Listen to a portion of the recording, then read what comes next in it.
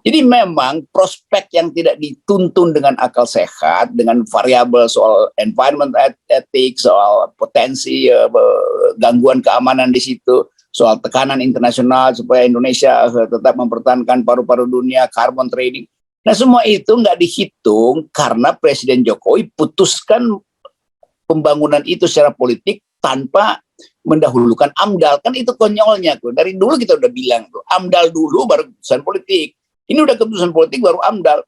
Nah, saya dapat undangan banyak juga dari kampus di Kalimantan untuk mulai mempersoalkan AMDAL. Kendati mereka dapat proyek untuk membenarkan. Tapi kira-kira para dosen dan rektor di Kalimantan berubah pikirannya kan, melihat bahwa dunia ogah-ogahan sebetulnya untuk mendukung piramida, the pyramid of sacrifice dari Pak Jokowi. Ini kan kayak orang mau bangun piramida tuh, korbannya banyak betul yang berkeletakan.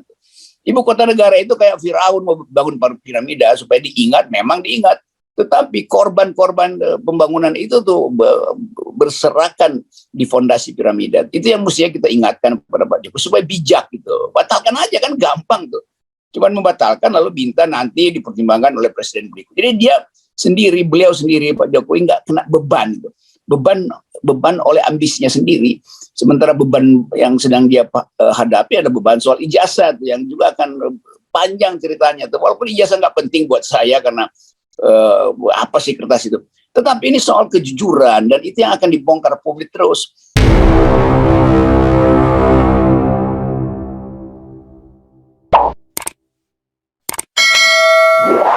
Halo, seger nih Bung Rocky ya, habis liburan di Bali ya? Ya, saya kasih kuliah di Universitas Udayana dan ramai sekali dan orang bertanya semua hal soal masa depan Anies, soal milenial mau ngapain di 2024, soal investor yang nggak masuk ke IKN, macam-macam tuh. Soal pembangunan LPG apa namanya di pinggir laut, Benoa segala macam. Jadi soal lingkungan, soal politik. Jadi mahasiswa pulih lagi sebetulnya akal sehat. Demikian juga dosen-dosen, saya ketemu banyak dosen Universitas Udayana yang menganggap bahwa ini momentum ini adalah momentum yang mengerikan. Kira-kira begitu. Mereka bilang, kalau Pak Jokowi bilang itu udah langit gelap, bagi Bali itu mengerikan. Jadi begitu cara mereka melihat. Juga mereka melihat G20 itu di Bali nanti itu mau apa katanya tuh, buat apa sebetulnya tuh? Apa itu cuman konsolidasi kapital global? Jadi kritisisme dari Udayana itu bagus betul, kemarin saya kasih kuliah di situ. Ya, walaupun sekarang ini ya memang lagi menggeliat ya, karena menjelang G20 saya baca tingkat hunian hotel di Bali udah sampai 70%. Bagaimanapun ini juga season yang ditunggu-tunggu juga. Ya, dari segi itu ada soal kan pasti yang pertama masuk di situ adalah CIA, KGB, segala macam intel udah mesti progres itu. Nah itu konsekuensinya kampus-kampus akan diliburkan, kira-kira begitu kemarin beritanya. Jadi akan ada pengendalian keamanan yang super ketat nanti. Yes. Oke. Jadi tapi jadi kalau Anda mendeteksi itu mood publik itu apa sekarang? Fear, anger, atau hopeless atau apa?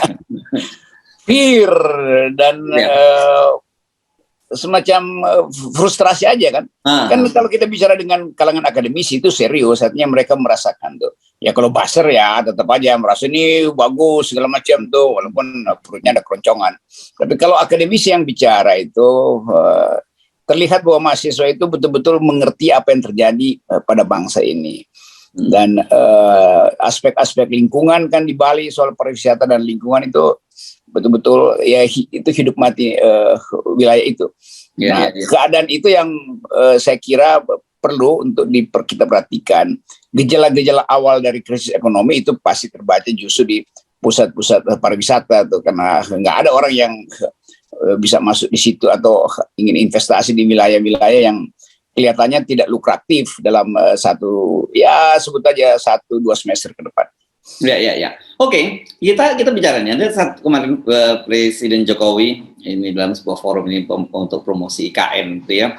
Kelihatannya kalau saya lihat ini betul-betul diobrol habis ini IKN ini, karena ya Pak Jokowi ini ngomong bahwa sudah banyak ini yang akan masuk investasi rumah sakit dan sebagainya. Terus kemudian bahkan IKEA itu juga akan masuk disebutnya Pak Jokowi. Tapi yang juga menarik itu Pak Jokowi ternyata ini saya baca rupanya diobrol habis ini ya.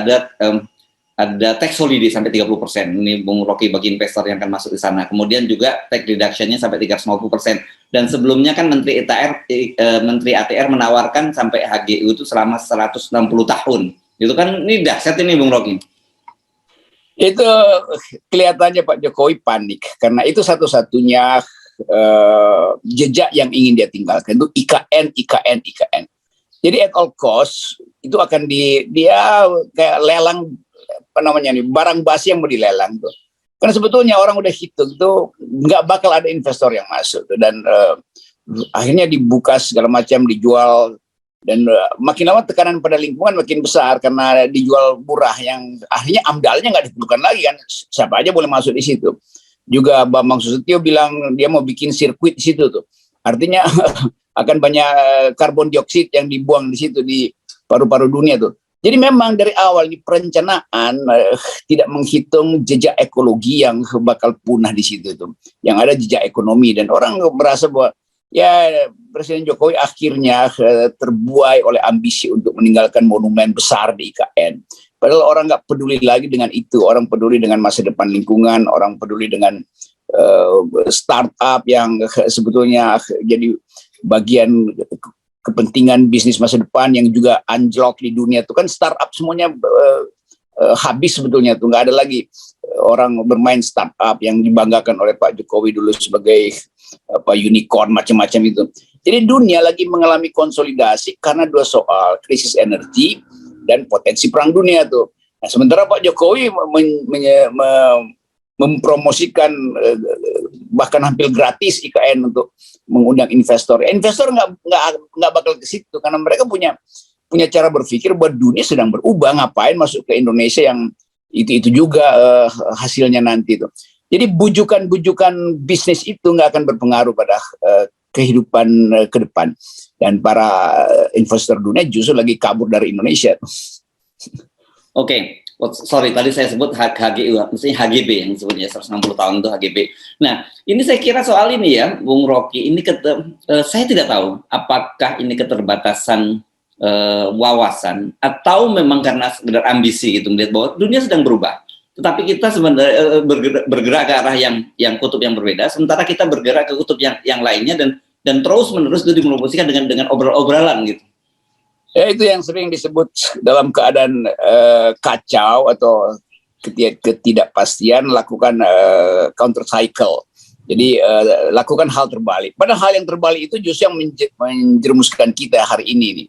Jadi mengundang kembali ke investor dalam keadaan dolar dipanggil pulang oleh Joe Biden karena inflasi di Amerika masih tinggi. Jadi nggak masuk akal konsolidasi ke Amerika sebagai penyumbang terbesar gerak ekonomi itu masih ingin memulihkan dirinya sendiri. Yang itu artinya semua orang yang punya uang itu mending balik ke Amerika dolarnya tuh daripada masuk ke Indonesia yang kepastian politiknya juga nggak bisa dijamin.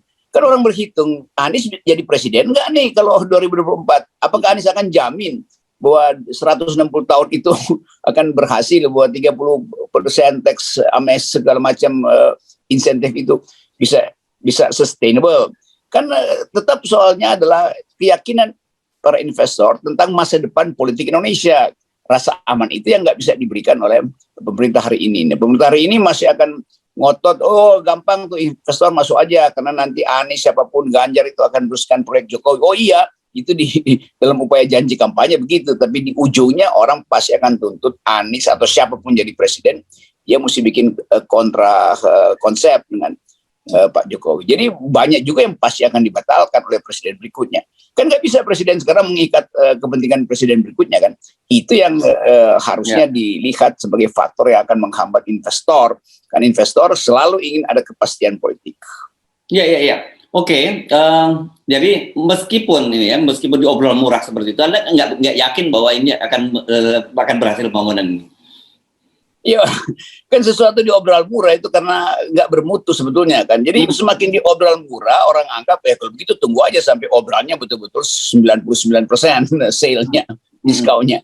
Jadi investor juga mempermainkan kita kan. Mereka tahu kita butuh, bunganya bakal ditinggikan, atau Indonesia jual murah dengan segala macam fasilitas pajak yang dipermudah.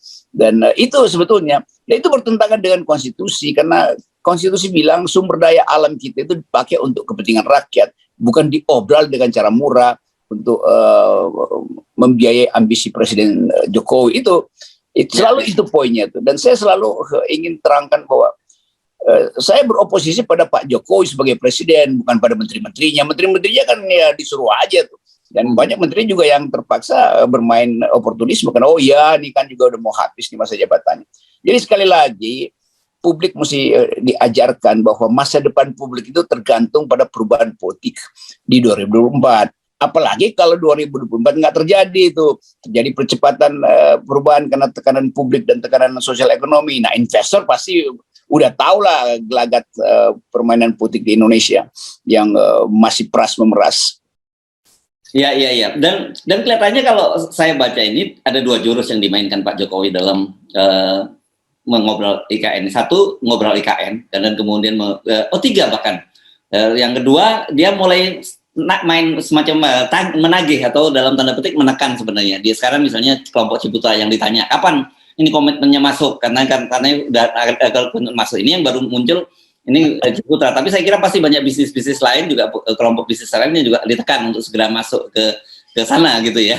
Yang ketiga, memberikan janji-janji manis tadi bahwa ada 9 rumah sakit itu sudah masuk, IKEA juga akan masuk gitu. Saya membayangkan kan biasanya kan ini produk-produk semacam ini sesuai dengan demand-nya. Kalau tidak ada masyarakat yang masuk, rumah sakit itu siapa kemudian pasiennya akan masuk. Terus produk-produk tadi kan itu household ya, kalau IKEA itu ya perabot-perabot rumah tangga gitulah ya. Nah kalau kemudian tidak ada yang membeli, siapa juga yang di sana membeli gitu. Itu urutan berpikirnya juga ngaco Pak Jokowi kan. Kan dulu Pak Jokowi janjikan bahwa itu pertama yang akan dipindahkan adalah ASN. Berapa? 5.000 atau 10.000. Nah itu yang nggak ada kepastian. ASN merasa ya udahlah, mending gue pensiun dari pindah ke tempat yang nggak, yang modelnya nggak bisa dia bayangkan tuh, jauh dari mana-mana segala macam. Jadi kalau itu nggak dipastikan ya siapa yang mau bangun rumah sakit? Masa rumah sakit buat korban-korban galian beton IKN itu cacing masuk rumah sakit, burung yang kehabisan oksigen juga masuk rumah sakit gara-gara ambisi Pak Jokowi. Apa begitu yang dikonsepkan? Kan ajaib itu. Ciputra juga mau ngapain di situ, bikin bangunan untuk kemudian jadi hutan kembali kan. Jadi memang prospek yang tidak dituntun dengan akal sehat, dengan variabel soal environment ethics, soal potensi gangguan keamanan di situ, soal tekanan internasional supaya Indonesia tetap mempertahankan paru-paru dunia, carbon trading. Nah semua itu nggak dihitung karena Presiden Jokowi putuskan pembangunan itu secara politik tanpa mendahulukan AMDAL. Kan itu konyolnya tuh. Dari dulu kita udah bilang tuh, AMDAL dulu baru keputusan politik. Ini udah keputusan politik baru AMDAL. Nah, saya dapat undangan banyak juga dari kampus di Kalimantan untuk mulai mempersoalkan AMDAL, kendati mereka dapat proyek untuk membenarkan. Tapi kira-kira para dosen dan rektor di Kalimantan berubah pikirannya kan, melihat bahwa dunia ogah-ogahan sebetulnya untuk mendukung piramida, the pyramid of sacrifice dari Pak Jokowi. Ini kan kayak orang mau bangun piramida tuh, korbannya banyak betul yang berkeletakan.